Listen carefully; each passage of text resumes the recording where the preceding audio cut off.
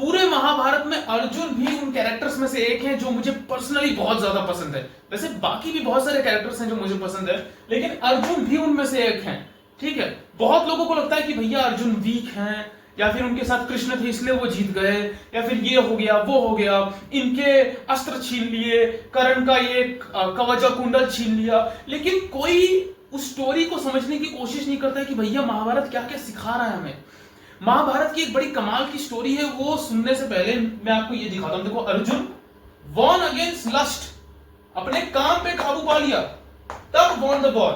अब ये कैसे, मैं आपको बड़ी कमाल की एक स्टोरी सुनाऊंगा कि अर्जुन जो थे, जब उनको वनवास मिलता है उसके बाद कहीं ना कहीं उन्हें पता होता है कि युद्ध तो होने ही वाला है, इसलिए वो क्या करते हैं, वो तपस्या करते हैं, मेहनत करते हैं, प्रैक्टिस करते हैं। सारे पांडव ये करते हैं, लेकिन अर्जुन स्वर्ग जाते हैं, क्योंकि इंद्र क्या है, उनके पिता हैं, तो वो स्वर्ग जाते हैं। और वहां क्यों जाते हैं, जितने भी दिव्यास्त्र हैं वो सारे हासिल करने के लिए। तो वो जब स्वर्ग जाते हैं और सारे अस्त्रों को हासिल करते हैं, तो वहां पर एक अप्सरा होती है जिसे हम सब जानते हैं, उर्वशी।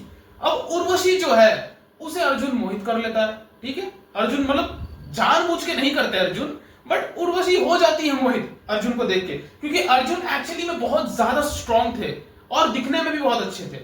उर्वशी लिटरली अर्जुन को देख के मोहित हो जाती हैं और वो अर्जुन के साथ रिलेशन बनाना चाहती हैं। लेकिन उर्वशी जो इतनी ज्यादा सुंदर है, एक अप्सरा है जिनको स्पेशली इंद्र भेजते थे बाकी तपस्वी जितने थे उनकी तपस्या भंग करने के लिए, वो उर्वशी जब अर्जुन को कहती है कि मैं तुम्हारे साथ रिलेशन बनाना चाहती हूं, तो अर्जुन साफ साफ मना कर देते हैं उर्वशी को। लिटरली उर्वशी को मना कर देते हैं कि नहीं, और उर्वशी को वो अपनी माता के रूप में स्वीकार करता है। आप समझ रहे हो?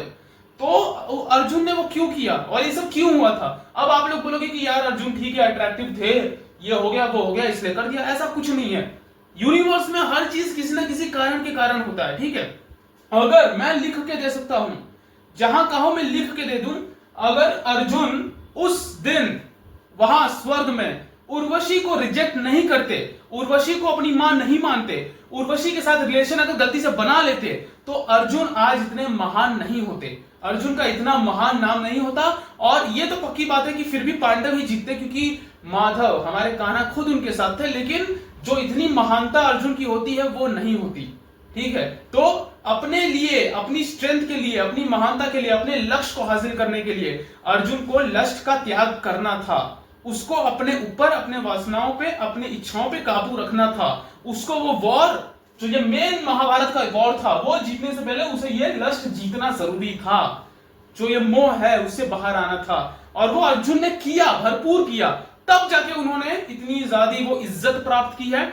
आज भी उन्हें सर्वश्रेष्ठ माना जाता है। उन्होंने लिटरली पूरा वॉर में डोमिनेट किया है। तो ये जो महाभारत की छोटी छोटी स्टोरीज हैं वो हमें बहुत कुछ सिखाती हैं। ऐसी कई स्टोरीज हैं, उनमें से एक छोटी सी थी। आई होप आपको पसंद आई होगी। एंड इसका मोटिव आपको एक सही शिक्षा देनी थी कि अगर आप अपने इमोशंस पे, अपने शब्दों पे और अपने वासनाओं पे काबू रखोगे, तब आप अपनी लाइफ का कोई भी वॉर जीत सकते हो। आई होप एक सही मैसेज मिला होगा। जय हिंद।